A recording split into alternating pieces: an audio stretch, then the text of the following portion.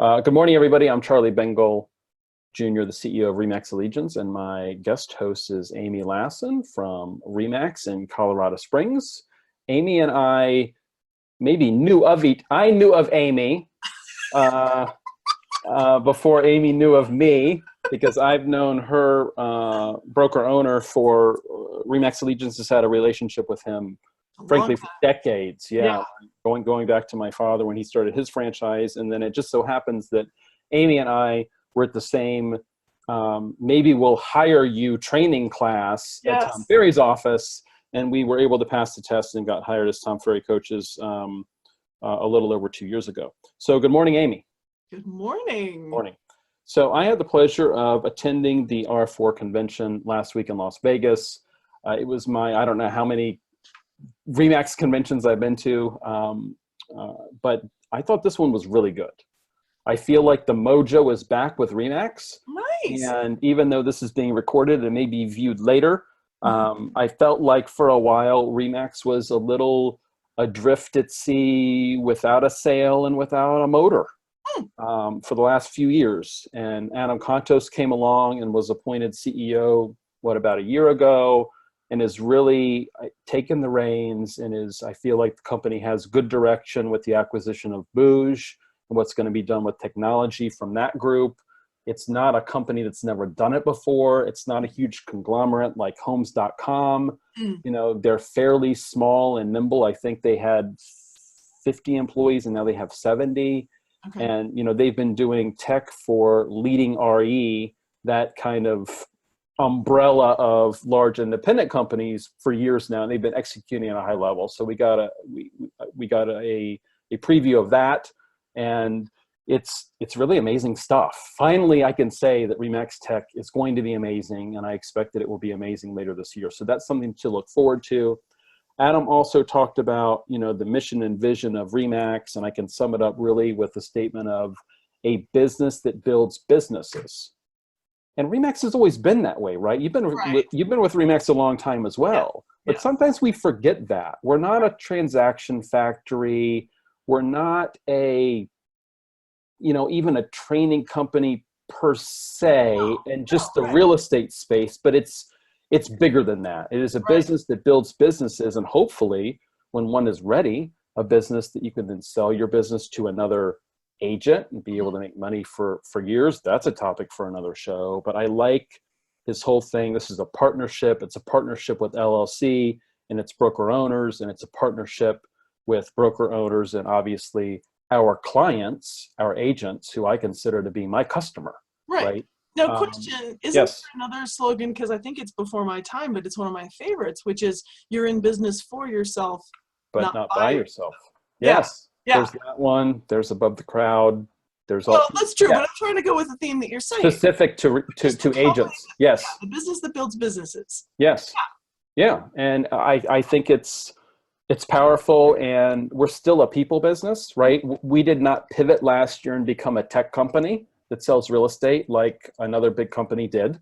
Sure. So, you know, we're still in the people business, but we're going to use tech the right ways to build a business. Yeah. And I like that. I went to all of the main sessions, so I just wanted to kind of recap for you. Okay, and everyone should. So if we can talk about just, why attend R4 in general. I like that, yes. The ones who chooses to be hungover and sleep in, you're a fool. Right. You're a fool. Be there early with 12 cups of coffee. Well, that's me because I'm holding seats. Yeah. Yes, the morning sessions are phenomenal, and I'm so glad you're here to share those with us. Totally. So I believe they were all recorded, except maybe, I don't know that Damon Johns was recorded. Okay. You know, sometimes it's hard to tell because they have the cameras. Right. So you're seeing him on the big screen, but you don't know that it's being recorded. But he was very antsy about photos and about recording and video in general. So I don't know that it was recorded, but I have his kind of 5 highlights. The others were recorded and will be at Remax University fairly soon, I would think. You know, the opening session was actually broadcast live. Yes. Which we always forget about. So even if you can't make the trip next year, at least watching it online, I think is valuable. So Marcus Lemonis, who I had not heard of before. Everybody was so excited about seeing this guy. And he has a show on CNBC called The Prophet. Okay. And this guy is pretty famous. Okay. And his show's pretty popular. It's the most popular show on CNBC. And I watch CNBC. So first, I've somehow missed it. You know, I spend more time probably on CNBC, the website, than the network. But anyway, I've missed it. And the premise is he goes in and takes over failing businesses and bets on the people. He is not concerned as much about the business because he's taken over many different businesses in many different fields. He is much more interested in the people side of it than the business side. He infuses the business with capital. He takes over, and it's kind of my way or the highway in a carefrontational model, a term that you and I have used before. And I thought the way his session was done was very unique. And they introduced him. There's 6,000 people here. They because he was the first speaker after Contos on the first day. Okay. They introduce him, and the camera's pointed to the stage, and nobody comes out. And I'm thinking, what is the, you know, you immediately think there's a glitch, right? Well, it was probably no more than 5 seconds, but time slows down when it comes to that thing. And then all of a sudden you hear a voice that says, "Do you ever feel invisible?" And the camera pans to somewhere in the Grand Garden Arena, and there he is. And he stands up and he starts talking and walking around.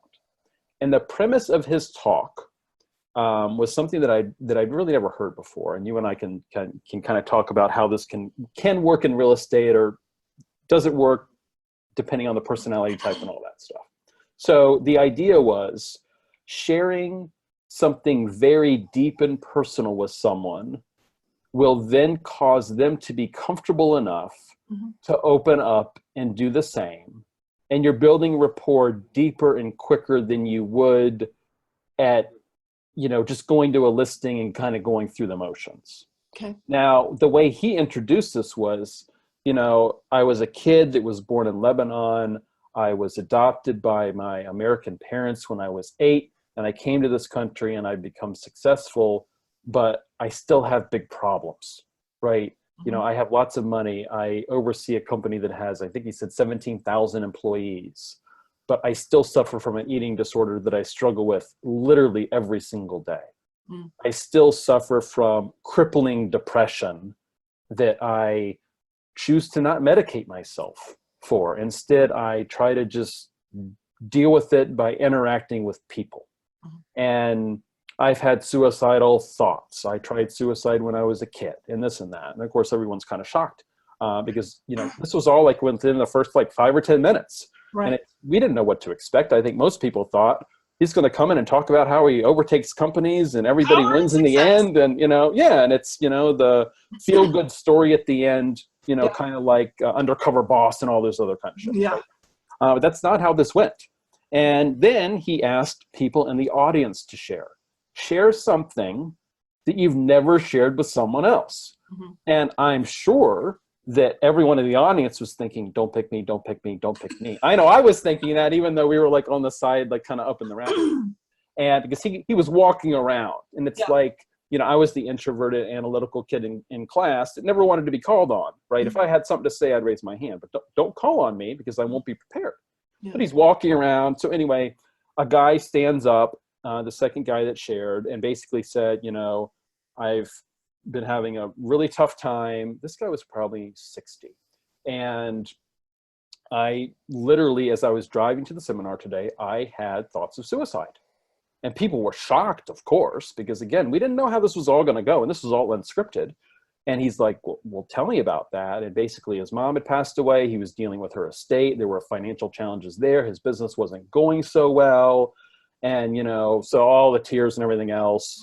And there were like 2 or 3 other examples of this. I'm speeding through, you know, the seminar because we only have 30 minutes. But again, the premise was, and tell me what your opinion is on this, because I'm curious, if you go almost weirdly deep with someone, they will be more likely, not absolutely likely, but more likely to share with you. And one of the examples he gave was go deep with someone on a listing appointment so you truly know the reason that they're selling. There's a lot of people that aren't willing to share unless you've shared, right? Unless you've opened up. So, you know, are they selling because a child died? and they can't live in the house anymore? Are they selling because they're retiring and they're moving to Florida? It's a happy time, right? So this doesn't have to be like this dark and depressing, although the session was pretty dark. Yeah. There's a lot of people who are adopted and struggle with it and have eating disorders and have suicidal thoughts, or were there, right? You know, disproportionately. So, and it took a lot of courage for those people to, you know, to share those things, obviously. So I've done most of the talking for the last 10 minutes. What's kind of your opinion on going in? We're taking this big thing, and then I'm trying to shrink it down into how can you work on it on a listing appointment kind of quickly. But what's your opinion on that? Well, I really love it that you're letting me jump in on this. And this is going to be a tiny bit of a mini pitch for the courses that I do for RE/MAX Allegiance. Okay. Because understanding your own brain type, your own emotional type, your own communication style, and the types of others is a vital sales skill. And it will take you everywhere. And this has been coming up a lot for me lately in other things. I listened to several different podcasts, and I heard this guy, he talks about creativity in corporate structure and leadership. Okay. And he was explaining that empathy is something that you have to make a conscious choice. You have to choose empathy, and you have to figure it out. And I was like, that's not what empathy is. Right. Empathy is this hemorrhage that you can't control. I happen to know because I'm the hemorrhage girl. So it's interesting to hear from somebody who has a normally rigid type to say, I finally opened up and shared my truth and people really related to me. Right? Which I get that. But I'm a person with a very interesting, colorful life story. Yes, you are. Anytime I share it, people are like, for real. Right. So what I've learned, and I'm 52 now, but in my own journey, I've learned that by sharing my story, it's a little bit of a showstopper and a little bit of a scene stealer. Okay. Yes. So does it create rapport? Absolutely. But the other thing that I've learned is I'm pretty good at creating rapport in general. So for those who are like me, because you and I are quick to admit that we're opposites. Yeah, right. Those of you listening who are high expressives, who don't really have much for a filter, I would say the answer is, in a listing presentation, your lack of filter is probably pretty obvious. And you can be careful about the things that you share. But I would say the best way for all of us to get to know someone else and to be vulnerable with them is to do that interesting tell me more, which you and I have learned in coaching. Sure. Right. And so I have to be super careful. You know, they're talking about their child's illness, and I can say, I so understand that. And they don't have to know why. Because if I flip it around and talk about my own daughter's struggle with seizure disorder, I'm making it about me. Right. Does that make sense? Yes.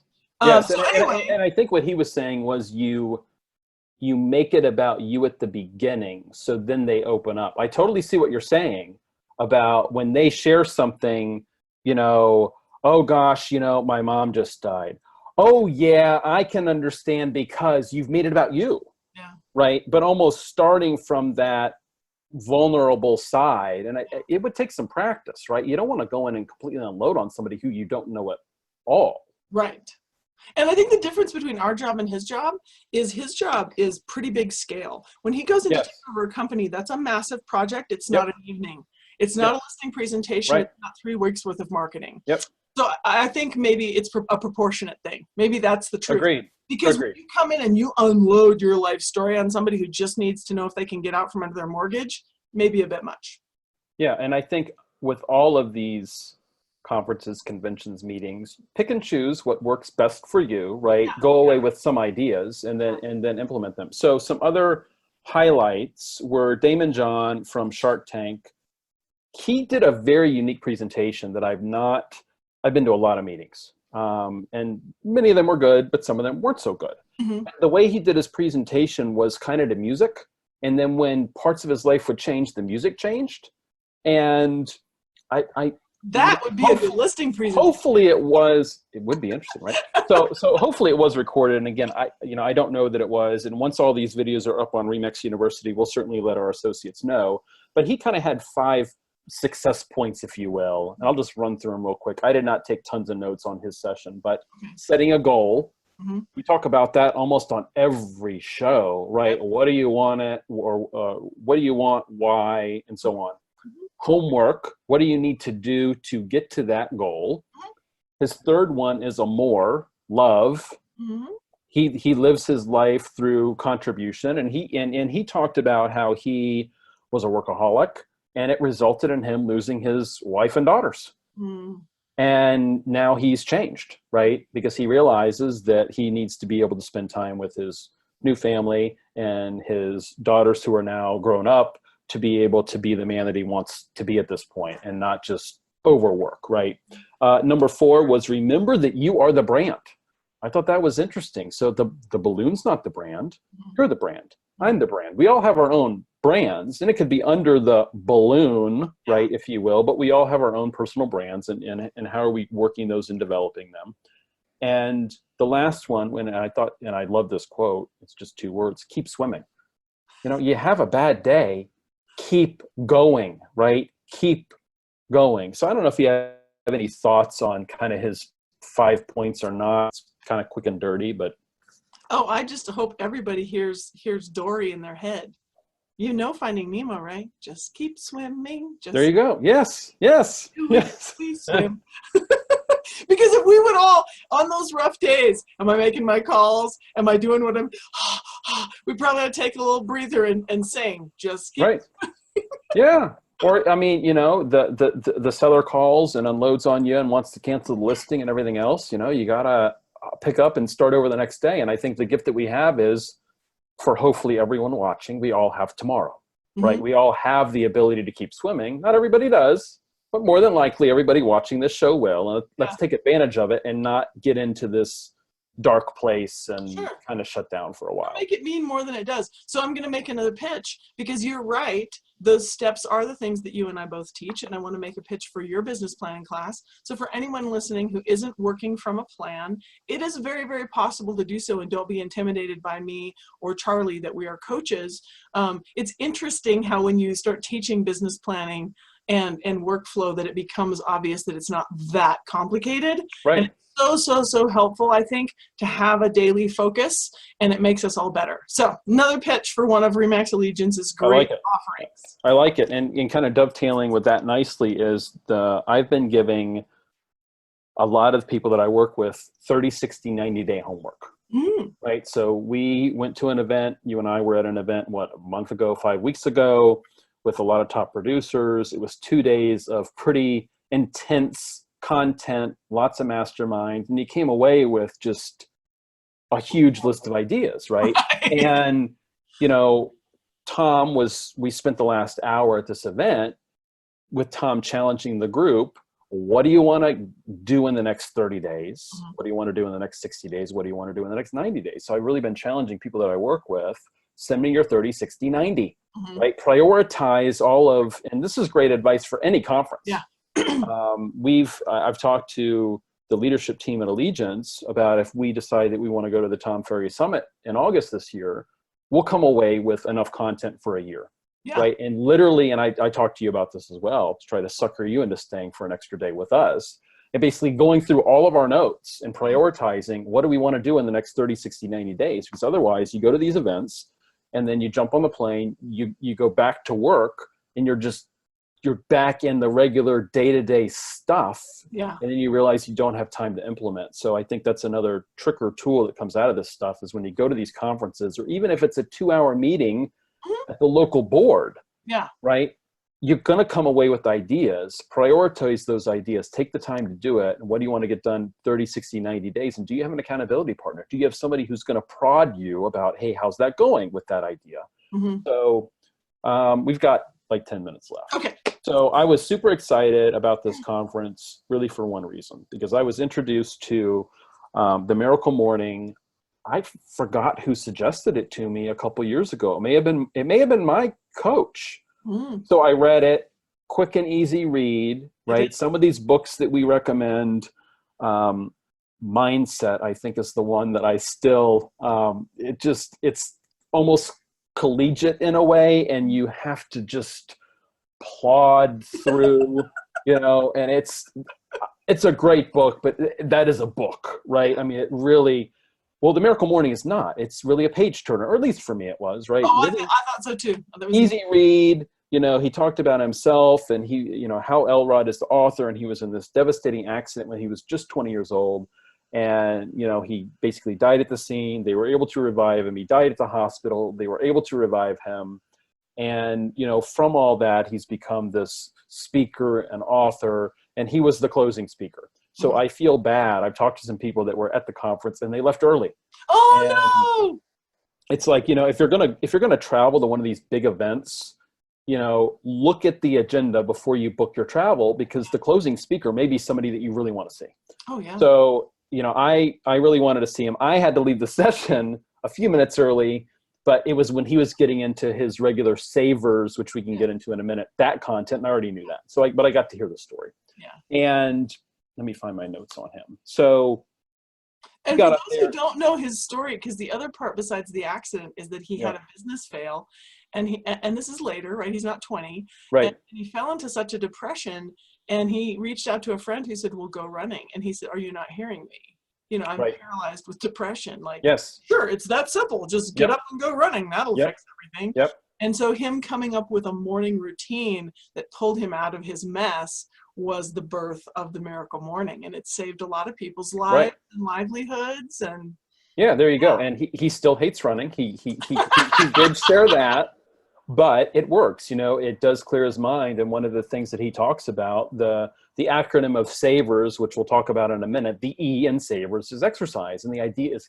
get the blood flowing, clear the mind, and that is part of this powerful morning routine. But he talked about, he had a question for us. And it was, why did you wake up this morning? Oh. Because you wanted to, or because you had to? And the answer that so many of us on so many days would give is because I had to. I had to get to work by 9. I had to get the kids to school by 7:30. And he was giving this example of, we backdate our morning, and then we set our alarm for as late as possible, right, to get the stuff done that we need to get done. And for example, you got to be at work at 9 a.m. It takes you 30 minutes to get there. You got to leave at 8:30. Oh, but I got to drop the kids off at 8. So we leave for the school at 7:45. I got to give them, breakfast, pack their lunch. That's 7:15. It takes me 45 minutes to get ready. So I'm up at 6:30. Mm-hmm. So he's like, we get up as late as we possibly can to keep our jobs and to keep our children, right? Because if we don't show up to work on time, we'll lose our jobs. And if our kids don't go to school, somebody will come and take the kids, right? So, I thought that was a super powerful question. It was probably the most powerful question that I was asked, during that week. And then he got into the powerful morning routine, which I'll talk about in a minute. Another piece that I really liked was the 5-minute rule. Have you heard him talk about that? I know the book. There's a different author. Okay. She spoke at another R4, but yes. Okay. So his premise with this was, when something goes wrong, you could absolutely be negative. Different 5-minute rule. So those who have read the 5-minute rule were thinking of something else. Keep going. Different 5-minute rule. Okay. So you can be negative. That's fine. But you only get 5 minutes. You only get 5 minutes to be negative. And then you say, can't change it, and you move on. And the idea was, we spend so much time thinking about what we would have done differently.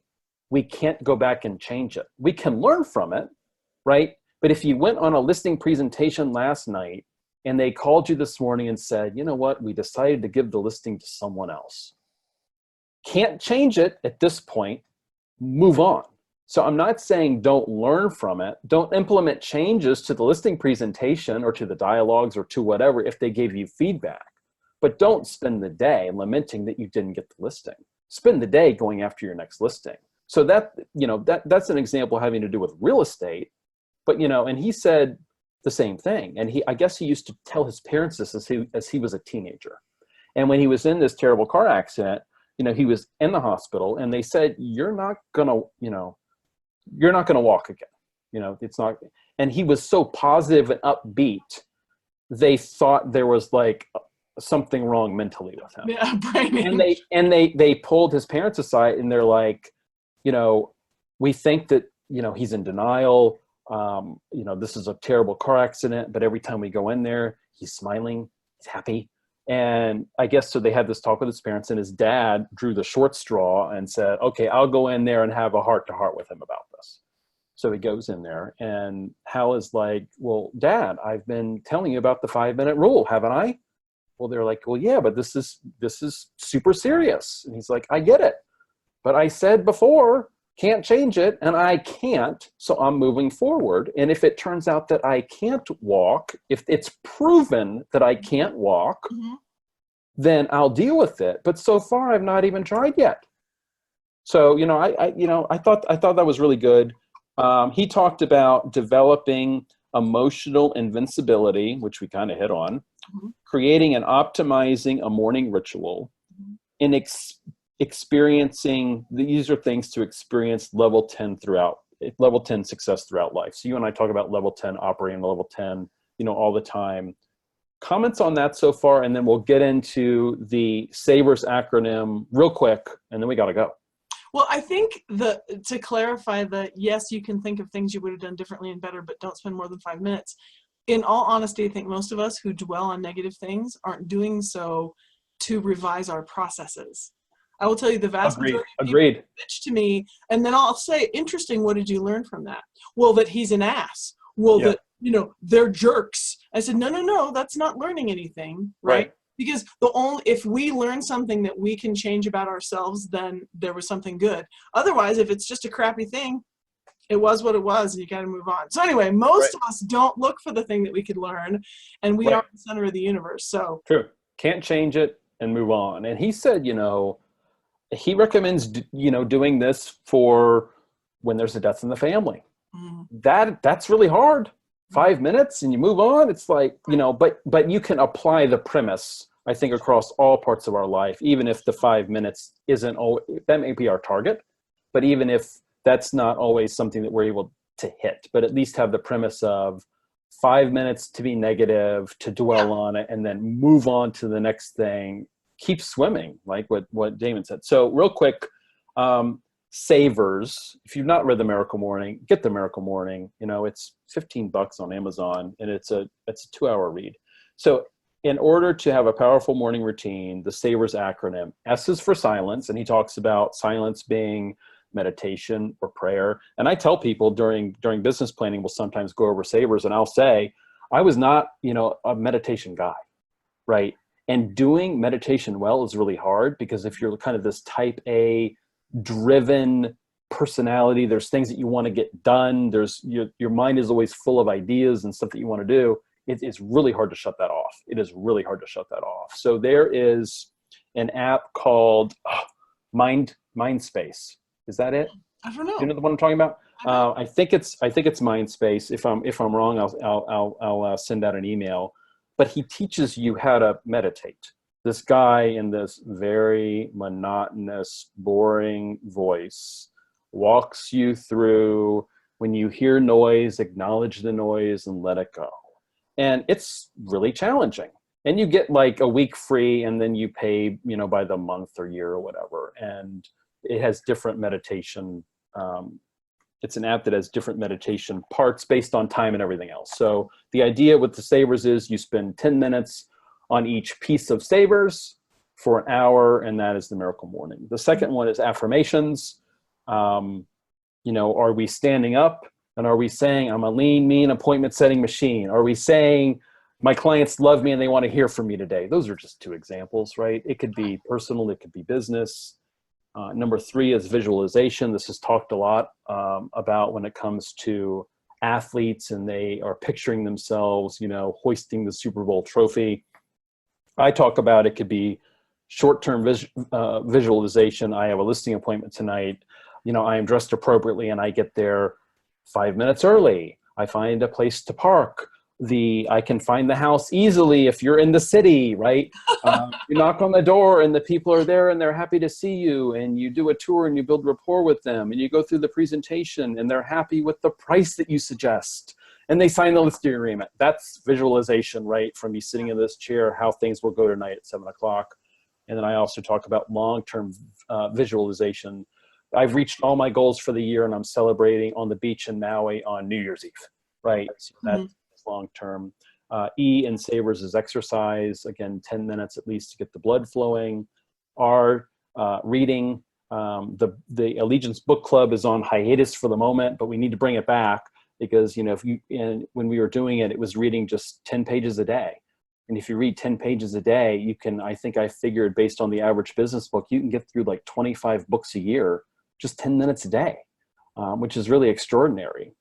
And then the last piece is scribing or journaling. And you can do that in the morning. I have some clients that do it in the evening. If you have trouble sleeping, maybe doing it, this little part of the Miracle Morning can maybe be done in the evening, you know, jotting down your final thoughts of the day, what went well, what do you want to work on tomorrow? So I think, you know, when it comes to the Miracle Morning, it's important to have a powerful morning routine, whether it's the 10 minutes of savers or each or 5 minutes, or, you know, for me, affirmations and visualization, I like to cut those down a bit and then to expand the exercise a bit. So, you know, this is not set in stone, but there's also a free Miracle Morning journal that you can download as a PDF on his site. You just Google it. I don't have the site off the top of my head, but kind of your thoughts. We could spend many calls on a powerful morning routine and specific to real estate and this and that, but kind of your final parting thoughts on today's call, powerful morning routine, the Miracle Morning, all that stuff. I know that's a handful. I think it's so tough to end a call about R4 on the Miracle Morning because, you know, the Miracle Morning deserves its own call. So I would say with regard to R4, you know, look ahead this year, look ahead in the next 12 months to the next conference you're going to go to, because these are the types of things you come away with. You hear a speaker that you didn't know existed, right? You have a mindset change, you find a book that you didn't know existed, but also be discriminating and really focus on the things you want to implement and don't experience overwhelm. And so of this call, I would say Miracle Morning is a huge, huge takeaway for all of you who have not heard of it. It is an easy read and it is a powerful life changer. So awesome. Well, with that, this flew by. I appreciate you listening to my highlights of R4. And like I said, when the videos are up and uploaded to RE/MAX University, we'll share that with the group. And I will see you in 2 weeks. Wonderful. See everybody in Thanks. 2 weeks. Bye. Take care. Bye-bye.